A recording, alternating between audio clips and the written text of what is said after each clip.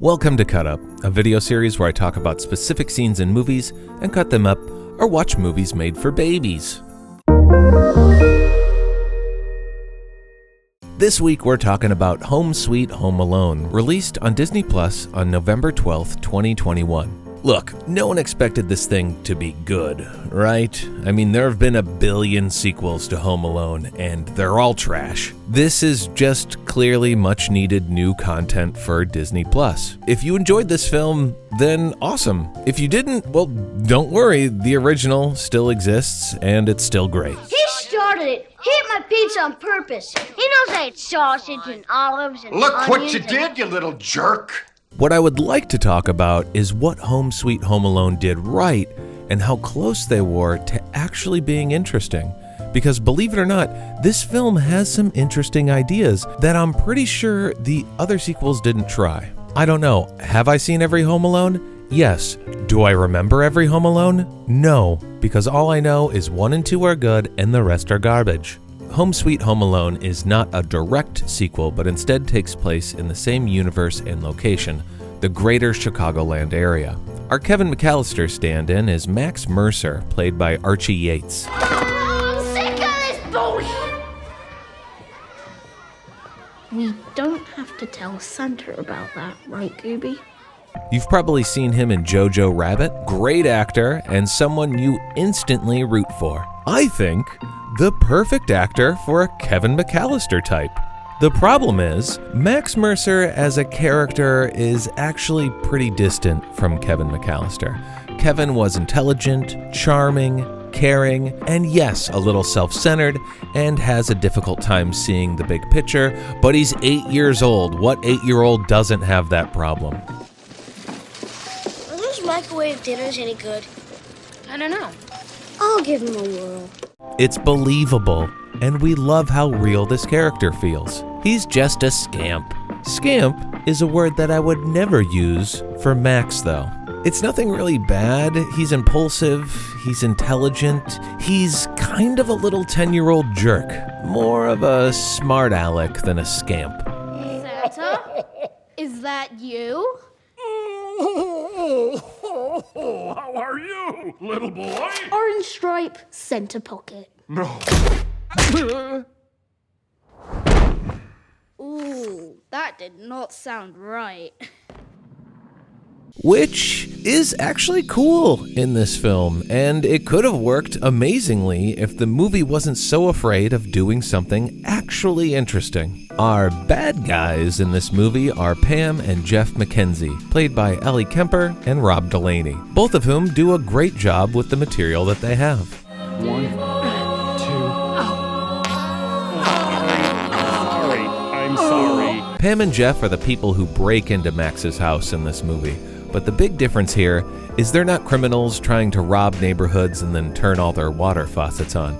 Pam and Jeff are just normal people celebrating the holidays. Jeff recently lost his job, so they both have to sell the house to downsize to make ends meet. Their house means the world to them and their family. So much so that they haven't even told their children about it yet, which is a really stupid contrivance that did not need to be in the movie. After the movie was over. Oh no, we just took an Uber. You good? Yeah, I'm doing some thinking, you know? This is a very good spot for thinking. Who are you? This is Gavin, and he is your personal trainer. Yes, I'm going to be training your flabby dad. These are just a gesture to say congratulations for taking your first step. Congratulations, man. You got to take care of yourself. Gavin? Yeah. I'm just going to take off real quick, and I'm going to see y'all later. And I'm looking forward to that butt. They love their house, and they don't want to sell it. That's all I need for the backstory, thank you. So when Jeff finds out that one of the old dolls that he owns is actually worth a lot of money, he goes to pull it out of the closet, but it's gone. He thinks that Max stole it when they had a brief and unpleasant exchange with them during their open house. Oh, little boy doesn't want to share his dolly? Excuse me? Ah, I get it. You're one of those guys. What do you mean? I don't know. You tell me. I don't know. You told me. He goes to Max's house because thankfully his mom and him both said their full names out loud in front of him.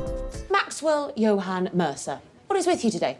Carol Ellen Mercer. Take a guess. And he uses that information to triangulate their coordinates or something. When he gets there, he looks into Max's house and he could see Max's doll in his pocket. This right here is just where the movie loses it completely. It doesn't want Jeff and Pam to be the bad guy, and they don't want Max to be the bad guy, even though they clearly set him up to be the bad guy. I mean, I don't feel bad for him. He clearly has no issues with being home alone. He's smart, he's got plenty of food, he doesn't seem scared, and I don't really know that much about him and his family. We've spent so much time with Jeff and Pam. I know more about Jeff and Pam, and they're in a scary situation. Max is fine, and never do we not think he'll be fine. So instead of making Max the bad guy, they just make this whole situation a misunderstanding. We're a team. Okay. Him? I knew he was weird. All we have to do is find that ugly little boy, and then some crazy old lady will pay us $200,000 for him. Who enjoys this in film? It's such a contrivance. It makes it really frustrating to watch to know that if these characters just stopped to talk for 10 seconds, it would all be over. Is that why you made this death maze? Kid, we just want our doll back. What doll? The one you stole from our house. The boy with the bad face. The ugly boy. Max isn't the bad guy, Jeff and Pam aren't the bad guy. The misunderstanding is the bad guy, and it's easily defeated with a sentence.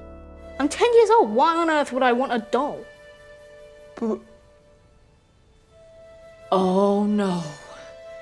So, why not just do it? Why not make the people breaking in be the good guys that we're rooting for and make Max the spoiled rich kid who finally snaps after being left home alone for the holidays and make him the bad guy? Maybe he plans on running away from home, but he needs money to do so. He sees his opportunity to do this when he notices that Jeff has something valuable that he doesn't realize is valuable. And considering how they've shown us that Max has a significant knowledge of the internet, it's not that far-fetched of an idea.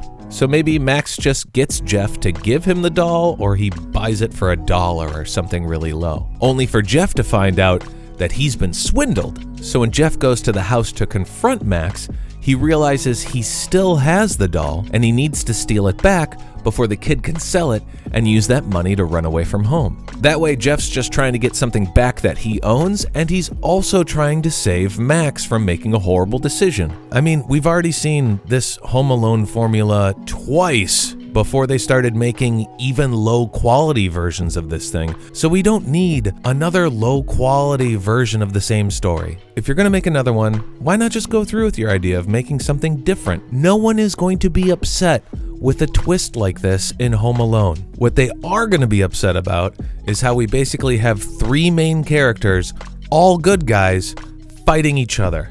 You could still even have a happy ending with Max as the bad guy. I think Yates can play a charismatic bad kid. He was a literal Nazi in Jojo Rabbit, and everyone loves him. There are bigger things to worry about than Jews, Trutcher. There's Russians somewhere out there. They're worse than anyone. I heard they eat babies and have sex with dogs. Yates can play a character that at the end of the movie, once defeated, you could want a happy ending for. And that would be his mom coming home in time for the holidays when he thinks that she wouldn't. I also really love this whole cast. It's a very talented group of people. They're all cast in the perfect spots, but it's the script that leads us astray. It really sucks when people like Chris Parnell and Andrew Daly have like a line or two in the entire film. Clean up all this crap right now! Sorry, Dad. I just stepped on a Lego. It's the most painful thing in the world. So much comedy and acting talent in this thing that really goes untapped and unused. And it's a shame because we're really close to something fun here. Instead of any of that stuff that I've said, in Home Sweet Home Alone, we find out that Max never even stole the doll. It was in Jeff and Pam's house the whole time. Jeff's obnoxious nephew has it. So not only was their whole fight a misunderstanding and a complete contrivance, it is one that could have been easily avoided if Jeff just took the time to search his own house. This kind of writing is not satisfying to the audience. It's cheap, it's lazy, and anyone could have come up with this. So why spend millions making this thing when your foundation, the script, has no effort put into it? No McDonald's for you on the way home. What? Mum? You can't promise a kid McDonald's and not deliver. Oh, what a McShane. Oh, what a McShane. All right, I'm done talking about this film. If I watch another Christmas movie, I'm gonna have to go with something that's just beyond bad and super weird. If you've seen something worse than Home Sweet Home Alone, let me know in the comments. Please subscribe, but only if you're cool. Also, this is where I ask for all your likes, so I think that's pretty fair. Check out some of the other videos I made. Laters.